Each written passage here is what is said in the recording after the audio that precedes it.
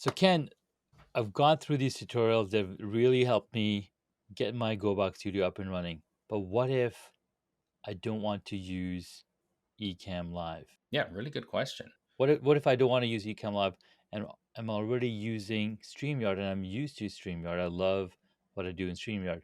How can I use the Goboxstudio with the StreamYard? Perfect question. StreamYard is a really popular option because it's completely browser based and it works on Windows and Mac, and a lot of people love it. And it does pretty good quality. Of course, it doesn't do as much fancy tricks as Ecamm, but if you are already in StreamYard, you want to keep using it. Number one, down below, we're going to have a link to a tutorial that will show you how to map all of the scenes to your Stream Deck, which is 100% possible. So instead of clicking on your screen, you're going to be able to just push a button and go to split screen, push a button, go to your slides, things like that. That's 100% possible. And Junaid, we will build that out, right? Absolutely. It's coming. It's coming. But for now, we're going to send the tutorial for how to build it yourself, which actually is much easier than you might expect. The other day, somebody was about to do a live webinar, one of our customers actually, and he was like, Ken, I really want to keep using StreamYard. This Ecamm thing is a little tricky to figure out because he was new to it. I said, sure.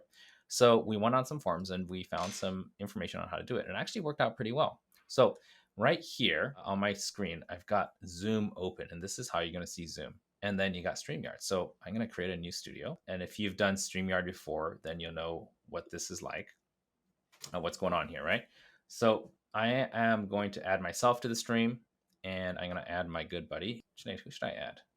Thinking I'm looking for like a ethnic person with a beard, kind of mature looking.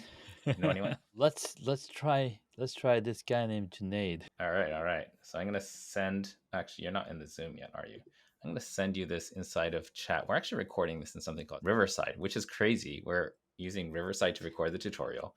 We're using Zoom and StreamYard all at once, and I'm using an entry level computer. It's a 3-year-old M1 Mac Mini. So all right. So we got Junaid here, and here we are side by side. So this is typically what you're going to see inside a StreamYard. It's going to look like this, split screen.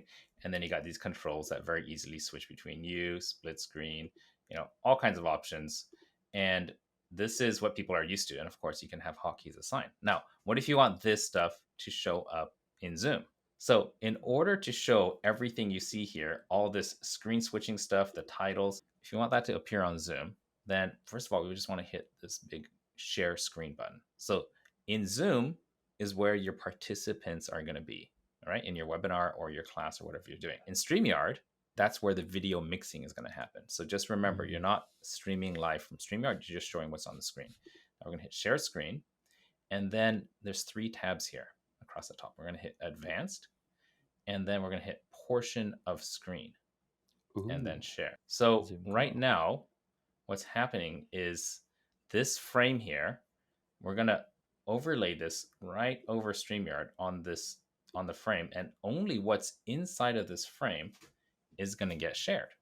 Okay, so now everybody in the Zoom room is going to see what's here. Now you can see the controller is still here, and I can stop the share and things like that, but the video for Zoom is coming in through here, and you can see me, you can see my guests, you can see switching and everything.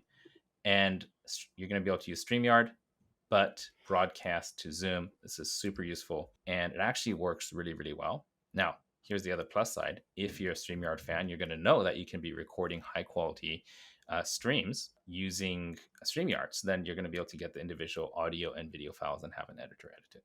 So that's it. That's the big secret reveal on how to do that. Man, that was really fun, and that was really simple, because you don't want to bring people on the screen on your Zoom call, but you might want to bring in a special guest that everybody gets to share. So instead of messing around inside Zoom, something like this, you get all the options. All right, that's it. And I'll see you guys in the next tutorial. Thank you.